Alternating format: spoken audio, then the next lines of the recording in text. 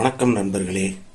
இன்று தமிழ்நாடு முழுக்க பேசப்படுகிற ஒரு செய்தி என்னவென்றால், நடைபெற இருக்கின்ற சட்டமன்ற தேர்தல் 2026 ஏப்ரல் 23 அன்று யாருக்கு வாக்களிக்க வேண்டும் என்பதுதான். தமிழ்நாடு முழுக்க 234 தொகுதிகளிலும் பரவலாக பெண்கள் மற்றும் மாணவர்கள் மற்றும் எல்லா துறையை சார்ந்தவர்களும், அரசு ஊழியர்கள், ஆசிரியர்கள், செவிலியர்கள், மருத்துவர்கள், மீனவர்கள் மற்றும் நெசவு தொழிலாளர்கள், விவசாயிகள், கட்டிட தொழிலாளர்கள் அத்தனை பேர் மத்தியிலும், பாமரர்கள் மத்தியில் பேசப்படுகிற ஒரு பொதுவான செய்தி என்னவென்றால், 2017 2021 வரைக்கும் ஒரு பாமரனாக கடைக்கோடி விவசாயியாக இருந்த எடப்பாடி பழனிசாமி என்பவர் முதலமைச்சராக இருக்கும்போது மக்கள் ஓரளவுக்கு நிம்மதியா இருந்தாங்க. எல்லா துறையை சார்ந்தவர்களும் நிம்மதியோடு இருந்தார்கள் என்பதுதான் மக்களிடையே இருக்கிற பேச்சு.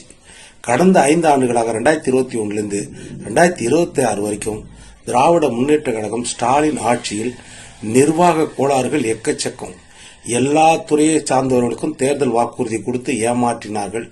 இன்னொரு பக்கம் சட்டம் ஒழுங்கு மிகப்பெரிய பிரச்சனையாக இருக்குது. தமிழ்நாட்டை பொறுத்த வரைக்கும் போதை கலாச்சாரம் எல்லா இடத்திலும் பரவி வியாபித்து இருக்கிறது. பேர்லாம் தெரியாத போதைகள் கூட அந்தந்த இடத்துல போதை மாத்திரைகள், போதை மருந்துகள்னு மாணவர்கள் மத்தியில கூட, சிறுவர்கள் மத்தியில கூட நிறைய பெருகிச்சு. அதனாலேயே சட்டம் ஒழுங்கு பிரச்சனை எக்கச்சக்கமா வந்துருச்சு. பெண்கள் பாதுகாப்பு என்பது மிகப்பெரிய கேள்விக்குறியாக இருக்கிறது இந்த திராவிட முன்னேற்ற கழக ஆட்சியிலே.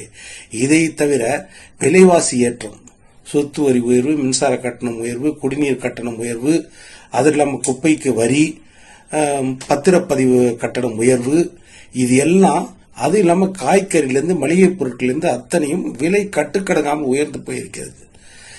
திமுக ஆட்சியில் திரு ஸ்டாலின் அவர்கள் நிர்வாகத்தில் மிகப்பெரிய குளறுபடிகள் காணப்படுகிறது.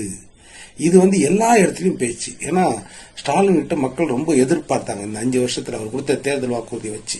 ஆனால் எல்லா துறையிலும் ஏமாற்றம் தான். இது இல்லாம எல்லா டிபார்ட்மெண்ட்லயும் லஞ்சம் தலைவிரித்து ஆடுகிறது. கட்டுக்கடங்காத லஞ்சம். அமைச்சர்களையோ இல்லைன்னா அதிகாரிகளையோ இல்லைன்னா எம்எல்ஏக்களையோ கட்டுப்படுத்த முடியல. மணல் கொள்ளையிலிருந்து தொடங்கி டாஸ்மாக் கொள்ளை வரைக்கும் எல்லா விதத்திலும், எல்லா துறையிலும் வேலைக்கு பணம் பெறுவது, லஞ்சம் பெறுவது, இப்படி எல்லா துறையிலும் லஞ்சமும் தலைவிரித்து ஆடுகிறது. இதை கட்டுப்படுத்த ஸ்டாலின் அவர்கள் தவறிவிட்டார்.